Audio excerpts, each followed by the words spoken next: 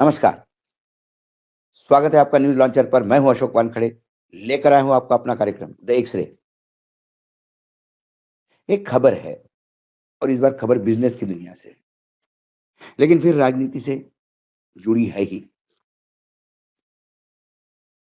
सरकार के बहुत ही प्रिय उद्योगपति, अति प्रिय नहीं कहा मैंने, अति प्रिय तो अडानी जी हैं, बहुत प्रिय यानी अंबानी जी के ग्रुप से एक खबर है कि नरेंद्र मोदी सरकार ने चीन के साथ जब खटपट चल रही थी भारत की 2020 में, तब कुछ चीनी कंपनियों को बैन किया था।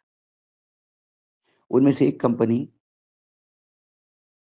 वापस कहीं न कहीं शाइन करके है, वो अंबानी जी के कंधे पे चढ़कर भारत आ रही है।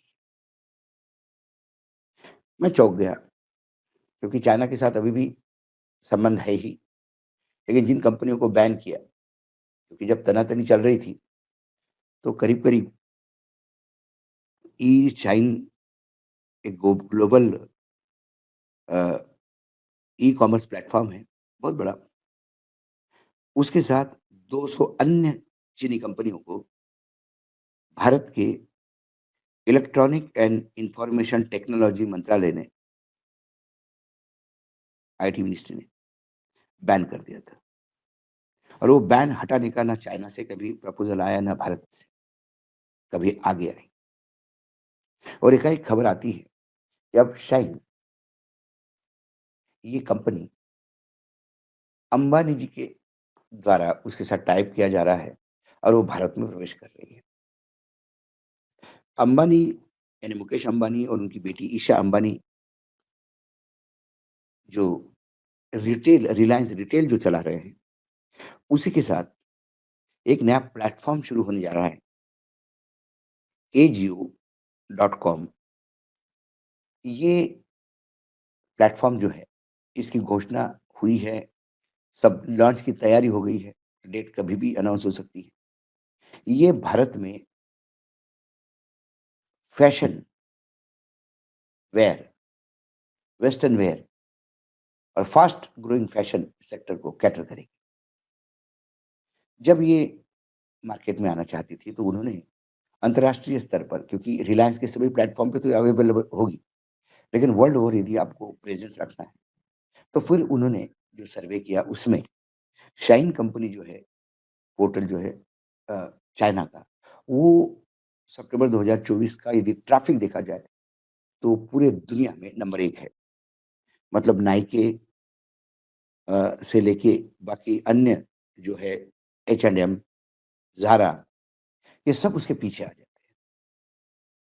कौन है शाइन? Global e-commerce platform. ये चाइना की कंपनी है और ये फ़ास्ट फ़ैशन के लिए पूरे विश्व में जानी जाती है। इसका महिलाओं के लिए, पुरुषों के लिए, बच्चों के लिए कपड़ों का तो एक रेंज है ही। साथ में फ़ैशन एक्सेसरीज़ है, मेकअप है, जूते, बैग्स, जो महिलाओं के पर्स होते हैं, बैग्स। इसकी एक बहुत बड़ी रेंज उनके पास है। यदि वो कल एजियो डॉट कॉम के साथ, जैसा कि करीब-करीब फाइनल हो गया है, कोलैबोरेशन होता है, तो फिर भारत में जितने अभी बड़े रिटेल प्लेयर हैं, उन सब के लिए भी ये खबर अच्छी नहीं है।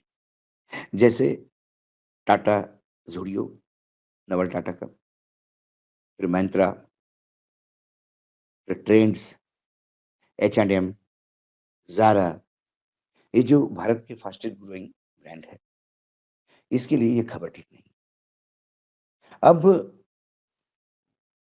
जो 2031 तक इस देश में ये फैशन की इंडस्ट्री $50 बिलियन होने की आशा है और मार्केट के सोर्सेज़ बताते हैं कि 6 प्रतिशत पर ईयर यानी 6% हर साल इसमें ग्रोथ है। अब ये तो हो गया इस शाइन के लिए। अब सवाल ये है ये हम बार-बार कहते हैं। राष्ट्रवाद, राष्ट्रहित या बिज़नेस। जब किसी और के लिए बात हो करनी होती है, तो राष्ट्रवाद की बात होती है। राहुल गांधी चीनी एम्बेसडर से मिलते तो राष्ट्रद्रोह होता है और प्रधानमंत्री झूला झुलाते हैं, तो राष्ट्र का विकास होता है। ये डबल स्टैंडर्ड इस सरकार का अब एक फिलॉसफी हो चुकी है। अपनों के लिए अलग स्टैंडर्ड, देश के लिए अलग स्टैंडर्ड।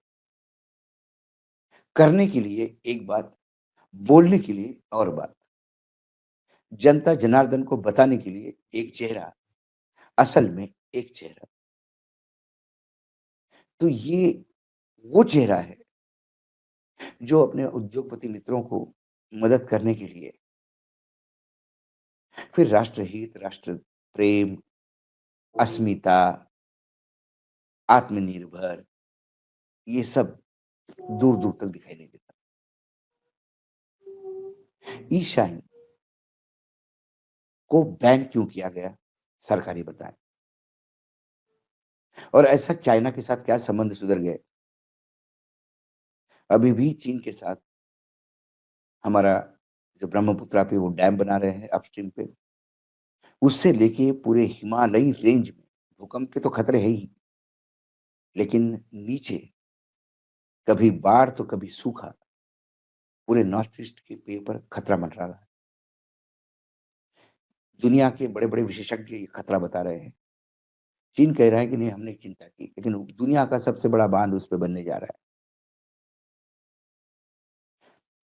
अभी तिब्बत में भूकंप हुआ, वो वही रेंज है जो इस डैम से और खतरे में आएगा।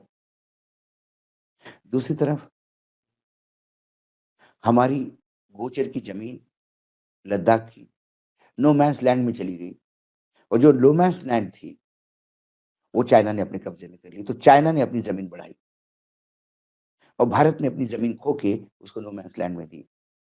अभी हमारे किसान भाई लद्दाख के आर्मी के प्रोटेक्शन में अपने गाय-भैंसे चराते हैं। क्या आर्मी का काम इतना ही बचा है कि गाय-भैंसे चरवाना और सुरक्षा देना? दूसरी ओर पेट्रोलिंग पॉइंट का भी झगड़ा अभी पेंडिंग पड़ा है। तीसरा, भारत की भूमि पर टाउनशिप बिठाई जा रही है। पूरा कंस्ट्रक्शन हो रहा, टाउनशिप बिठाई गई, 2-2 टाउनशिप बिठाई, उनका नामाकरण हो गया। उन्होंने अपने मैप में उसको जगह दी और भारत कड़ा विरोध दर्शाता हुआ रह गया। सामरिक दृष्टि से देखें तो उनका वा एयरफोर्स इतना स्ट्रॉन्ग हो गया है कि वो 6वीं जनरेशन के प्लेन लेके आ रहे हैं, जो दुनिया में कोई नहीं लेके आ रहा है और हमारे यहाँ 30 बेड़े कम हैं। 5वीं जनरेशन के लिए हम लड़ रहे हैं। कई फ्रंट पे हम लड़ रहे हैं। चीन से हमारे रिश्ते वैसे ही हैं, जैसे 2020 में थे। फिर शाइन क्यों? सवाल ये उठता है। शाइन किसके लिए? अंबानी के लिए? तो फिर अंबानी जी और अडानी जी के लिए यदि ऐसे बंद रास्ते भी खुलते हैं, तो आम जनता ने क्या किया? ये सिर्फ सरकार की दोहरी नीति, दोहरा चरित्र और दोहरा चेहरा दिखाता है। वो भारतीय जनता पार्टी जो चाल, चरित्र, चेहरे के लिए जानी जाती थी, कभी सोचा नहीं था कि इसके चेहरे भी 2-2 होंगे और इसी के कारण ये सारी बातें होती हैं। इसी के कारण चाहे बैन हो, चाहे बैन ना हो, चाहे कोई प्रोडक्ट भारत से निर्यात नहीं हो सकता क्योंकि भारत में महँगाई बढ़ रही है। लेकिन जो 2 प्रिय उद्योगपति हैं, उनके लिए वो बैन का कोई फ़र्क नहीं पड़ता, उनका काम चलते रहता है, उन्हें विशेष सुविधा मिलती है। किसान सोयाबीन के भाव को लेके रोता रहे, प्रधानमंत्री ₹6000 प्रति क्विंटल का लॉलीपॉप देके चुनाव जीत जाएँ, किसान 3500 और 3900 के बीच में सोयाबीन को लेके झूलता रहे। और सोयाबीन का भाव 8,000 से इतना नीचे इसलिए आया कि किसी उद्योगपति ने बड़े पैमाने पे सोयाबीन का तेल आयात किया। उसके लिए ये छूट विशेष है क्योंकि ये सरकार for the people, by the people, of the people नहीं है। ये सरकार लोगों की, लोगों द्वारा, लोगों के लिए नहीं है।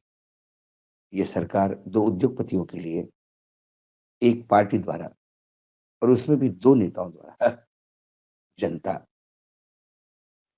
की है, ऐसा यदि कहें तो गलत नहीं होगा। आज इस श्रेणी में इतना ही। कल फिर आता हूँ किसी विषय के साथ, तब तक के लिए नमस्कार। देखते रहिएगा न्यूज़ लॉन्चर।